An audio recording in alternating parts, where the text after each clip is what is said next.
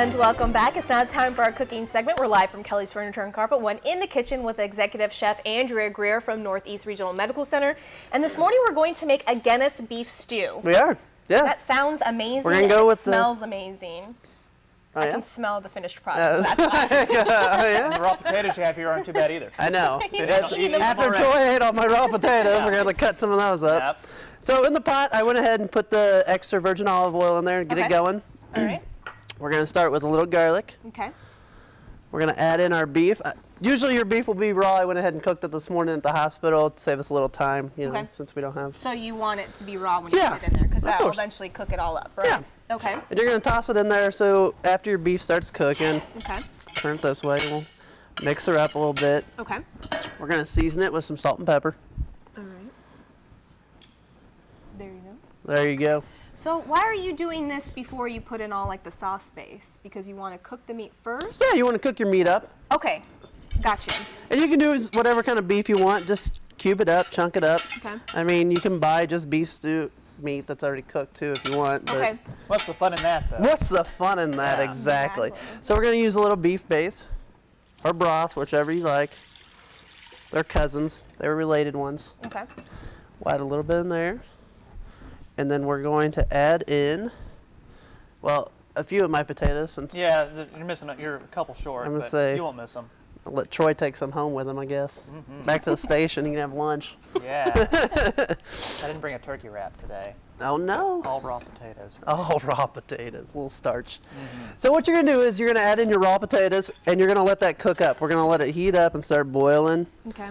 And that will also help thicken it. The starch from your potatoes will help thicken that. So after that starts going, we're going to add in a few carrots. Use raw carrots. You can use baby carrots. It's always easier if we're at the hospital using a big batch of stuff to use. I'll take one of those, raw. too. Okay, there you go.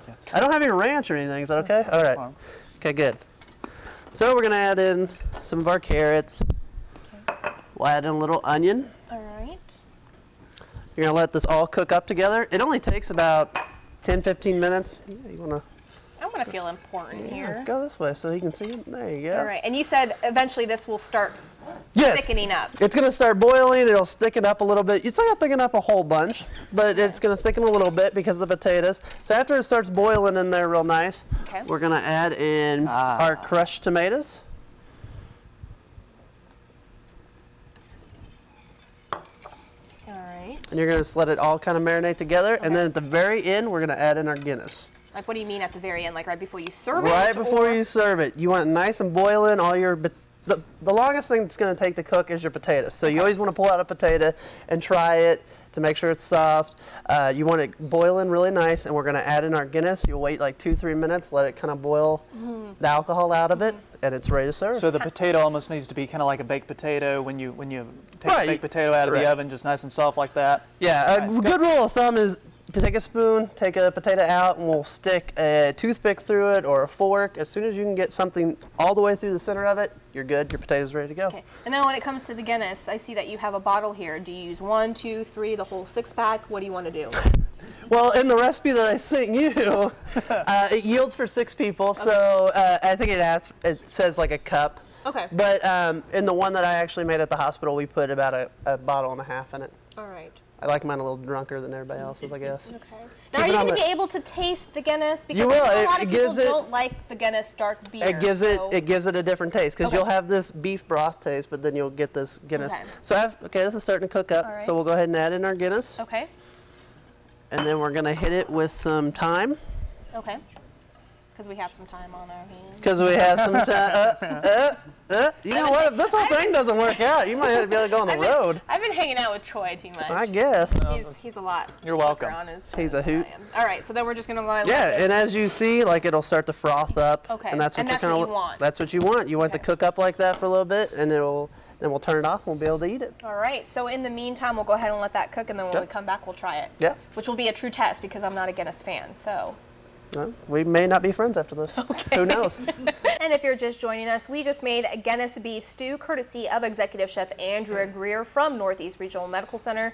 And really quickly, before we try this, go ahead and kind of just recap what we did to get it to where it is today. So we started out with a little oil in our pot. We added in a little garlic. Our beef which is already cooked. Usually you use raw, just cook it up. Okay. I added in a little beef broth. Okay. Beef broth. Okay. And then you add in your potatoes. Make sure they start boiling. Cook them down a little more because they're going to get done before anything else. Add in your carrots, your onions, and then a little thyme. And at the very end, we'll hit it with our Guinness. All right. And you said depending on how big the size is that you cook up is how much Guinness you'll put in. Yeah. You're looking at, if you're going to serve 4 people, you're going to look at like a cup of Guinness. Okay. And then what we had asked during commercial break is, does the beer taste or the beer alcohol actually cook off? So that the alcohol cooks off, but with Guinness, it's such a dark beer, the stout flavor is still there. okay. Yes. And that's what you recommend for this, obviously, since it is Guinness beef. Yeah, we're going a little, you know, with the Irish still. You're lucky I didn't wear my leprechaun outfit. You in here. should have. I heard you were a hit. I thought about it. Yeah. Thought about it. All right. So we're gonna try this.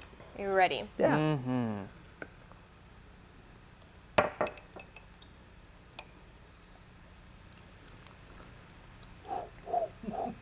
Okay.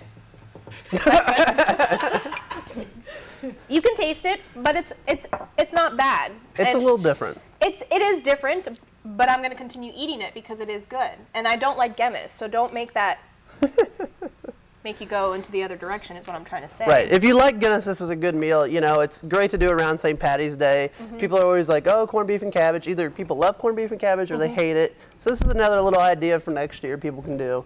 You can throw it all in the crock pot and leave for the day. All right, perfect. It'll be good to go. Not bad at all. Yeah. Well, what we'll do is we'll post the recipe on our website at heartlandconnection.com. Just click on the Good Morning Heartland tab at the top of the homepage.